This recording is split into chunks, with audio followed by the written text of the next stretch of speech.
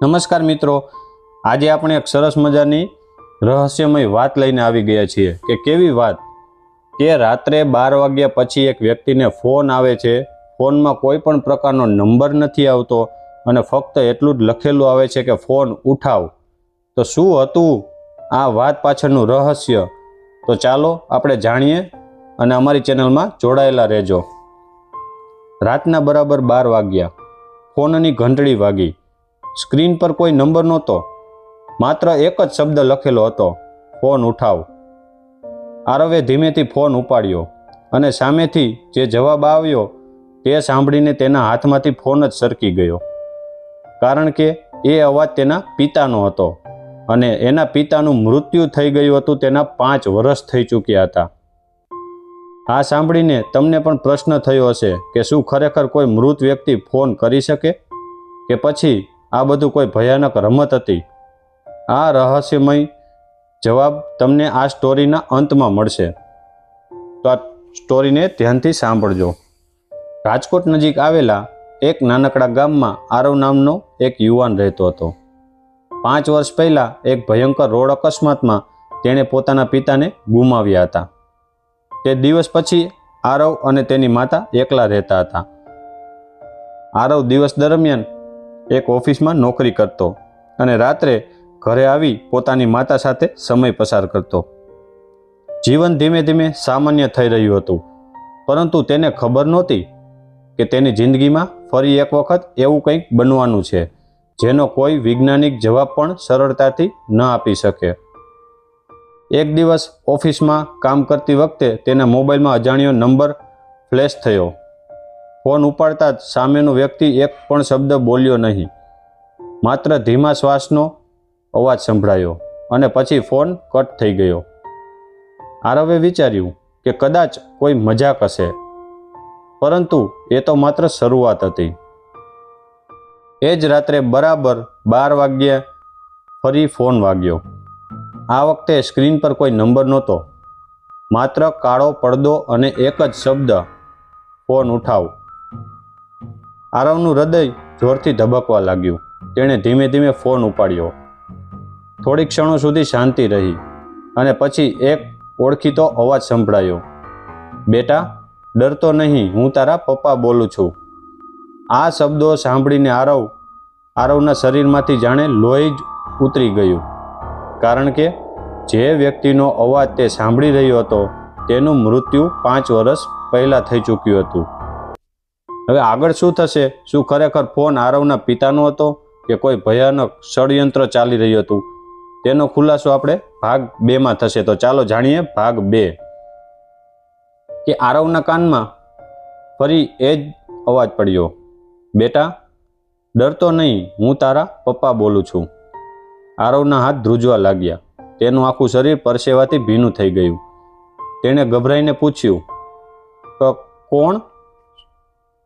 કોણ છો તમે? મારા પપ્પા તો 5 વર્ષ પહેલાં જ દુનિયા છોડી ગયા છે. સામેથી થોડા સમય સુધી કોઈ જવાબ આવ્યો નહીં. પછી ફરી ધીમો અવાજ સંભળાયો, મારી પાસે સમય બહુ ઓછો છે. તારે મારી એક વાત ધ્યાનથી સાંભળવી પડશે. આવતીકાલે સાંજે 5 વાગ્યા પહેલાં ઘરના સ્ટોર રૂમમાં પડેલું જૂનું લાકડાનું કબાટ ખોલજે. ત્યાં તને એવું કંઈ મળશે જે તારી આખી જિંદગી બદલી દેશે. એટલું કહીને ફોન કપાઈ ગયો. આરવ આખી રાત સૂઈ શક્યો નહીં. સવારે તેને પોતાની માતાને આ વાત કરી. માતા એકદમ ગભરાઈ ગઈ. તેમણે કહ્યું, દીકરા, તારા પપ્પા જીવતા હતા ત્યારે પણ એ કબાટને કોઈને અડવા દેતા નહોતા. તેમના ગયા પછી પણ મેં ક્યારેય તેને ખોલ્યું નથી. આરવને હવે શંકા થવા લાગી. આખરે એ કબાટમાં એવું શું હોઈ શકે? બીજા દિવસે આખો દિવસ તે ઓફિસમાં હતો, પરંતુ તેનું મન કામમાં લાગ્યું નહોતું. વારંવાર ઘડિયાળમાં સમય જોતો રહ્યો. સાંજે 4:50 થયા. તે દોડતો ઘરે પહોંચ્યો. સ્ટોરરૂમમાં વર્ષોથી ધૂળ ચઢેલું જૂનું લાકડાનું કબાટ તેની સામે ઊભું હતું. તેના હાથ કંપી રહ્યા હતા. ધીમે ધીમે તેણે કબાટનું તાળું ખોલ્યું. અંદર એક જ જૂનું લાલ રંગનું બોક્સ પડેલું હતું. બોક્સ પર મોટા અક્ષરોમાં લખેલું હતું, આ બોક્સ માત્ર આરવ માટે છે. આરવના ચહેરાનો રંગ ઉડી ગયો, કારણ કે આ લખાણ તેના પિતાના પોતાના હાથનું જ હતું. શું ખરેખર તેના પિતાને 5 વર્ષ પહેલાં આ બોક્સ તેના માટે રાખ્યું હતું? અને તેમાં એવું શું હતું કે જેના માટે મધરાતે રહસ્યમય ફોન આવ્યો? તો આ આપણે રહસ્ય જાણવા માટે આપણે જોશું ભાગ 3, કે આરવે ધીમે ધીમે લાલ બોક્સ પોતાના હાથમાં લીધું. તેનું હૃદય એટલી જોરથી ધબકી રહ્યું હતું કે જાણે છાતીમાંથી બહાર આવી જશે. બોક્સ પર લખેલું હતું, જો આ બોક્સ તું ખોલી રહ્યો છે તો એનો અર્થ એ છે કે તને મારો ફોન આવી ચૂક્યો છે. આ વાક્ય વાંચીને આરવના પગ નીચેથી જમીન સરકી ગઈ, કારણ કે તેના પિતાનું મૃત્યુ 5 વર્ષ પહેલાં થઈ ચૂક્યું હતું. પછી તેમને આ વાત કેવી રીતે ખબર પડી હશે? કંપતા હાથે તેણે બોક્સ ખોલ્યો. અંદર એક જૂની ડાયરી, એક ચાવી અને એક પીળો કવર પડ્યો હતો. પીળા કવર પર લખેલું હતું, આ પત્ર ફક્ત આરવ જ વાંચે. આરવે ધીમે ધીમે પત્ર ખોલ્યો. તેમાં તેના પિતાના પોતાના હાથનું લખાણ હતું. દીકરા આરવ, જો તું આ પત્ર વાંચી રહ્યો છે તો સમજજે કે મારી સૌથી મોટી ચિંતા હવે તારા સુધી પહોંચી ગઈ છે. મારા મૃત્યુને લોકો અકસ્માત માને છે, પરંતુ એ અકસ્માત નહોતો. આ એક વાક્ય વાંચીને આરવની આંખો પહોળી થઈ ગઈ. તે આગળ વાંચવા લાગ્યો. મને મારી નાખવાનું ષડયંત્ર રચાયું હતું. મારી પાસે એવા પુરાવા હતા જે કેટલાક ખતરનાક લોકોને જેલમાં મોકલી શકે. મેં એ બધા પુરાવા એવી જગ્યાએ છુપાવ્યા છે જ્યાં કોઈની નજર ક્યારેય નહીં પડે. આરવને વિશ્વાસ જ ન આવ્યો. તેના પિતા કોઈ મોટા રહસ્યમાં ફસાયા હતા. ત્યારે ટ્રીન ટ્રીન ફરી મોબાઈલ વાગ્યો. સમય હતો રાતના 12. આરવે ધ્રુજતા હાથે ફોન ઉપાડ્યો. ફરી એ જ અવાજ સંભળાયો, દીકરા, પત્ર પૂરો વાંચતો નહીં, કોઈ તારા ઘરની બહાર ઊભું છે. આરવ ગભરાઈને બારી તરફ દોડ્યો. બારીમાંથી બહાર જોયું. ઘરની બહાર કાળા કપડાં પહેરેલો એક અજાણ્યો માણસ ઊભો હતો. તે સીધો આરવના ઘરની તરફ જ જોઈ રહ્યો હતો અને તેના હાથમાં પણ એ જ પ્રકારની ચાવી હતી જેવી બોક્સમાંથી મળી હતી. આ અજાણ્યો માણસ કોણ હતો? શું તેને પણ આ રહસ્યની ખબર હતી? અને શું આરવ સુરક્ષિત રહેશે? તો આ ભયાનક રહસ્યનો સૌથી મોટો વળાંક આપણે ભાગ 4માં જોઈએ, કે આરવની નજર ઘરની બહાર ઊભેલા કાળા કપડાં પહેરેલા માણસ પર અટકી ગઈ. તેના હાથમાં રહેલી ચાવી બિલકુલ એવી જ હતી જેવી ચાવી લાલ બોક્સમાંથી મળી હતી. આરવ કંઈ સમજે તે પહેલાં ડોરબેલ વાગી. રાતના બરાબર 12 વાગ્યા હતા. ઘરમાં માત્ર આરવ અને તેની માતા જ હતા. માતા ડરીને બોલ્યા, દીકરા, આ સમયે દરવાજા પર કોણ હશે? દરવાજો ખોલતો નહીં. આરવે હિંમત કરીને બારીમાંથી ફરી બહાર જોયું, પણ આ વખતે ત્યાં કોઈ જ નહોતું. કાળા કપડાવાળો માણસ અચાનક ગાયબ થઈ ગયો હતો. પણ દરવાજાની બહાર એક નાનું કાળું કવર પડેલું હતું. આરવે ધીમેથી દરવાજો ખોલ્યો અને કવર અંદર લાવ્યો. તેના પર લખેલું હતું, જો તારે જીવવું હોય તો પત્ર આગળ વાંચતો નહીં. આ શબ્દો વાંચીને આરવ ગભરાઈ ગયો, પણ હવે તે પાછો હટે એવો નહોતો.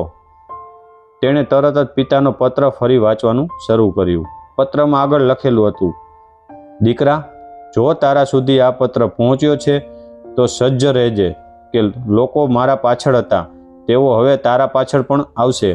કોઈના પર સરળતાથી વિશ્વાસ કરતો નહીં. આરવનું હૃદય ધબકવા લાગ્યું.